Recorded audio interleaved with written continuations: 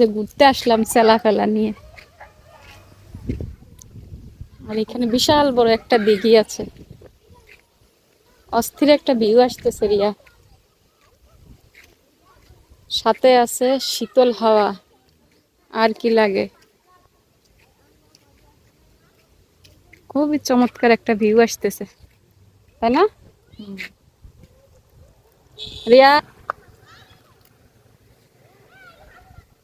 এই মাথার তো ওই মাথা যাইতে মনে হয় 10-15 মিনিট লাগবে, এত বড় একটা দিঘি। আমাদের এদিকে, আমাদের দেশে দিঘি বলে, আর এই দেশে প্রজেক্ট বলে। এখানে মাছ ছেড়ে রাখছে, আর আমার ছোট দেওরের শাশুড়ি আগে এখানেই করছিল প্রজেক্টটা, এখন অন্যজনের হাতে আছে।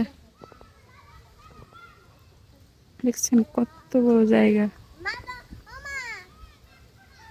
কত বিঘে জমি আছে বলে শেষ করা যাবে না।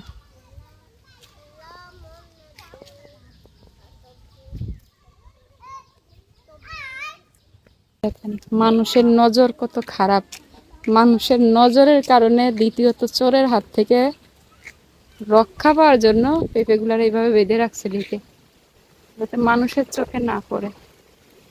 বুঝতে পারছেন মানুষের চোখ কত খারাপ। বাতাস কি,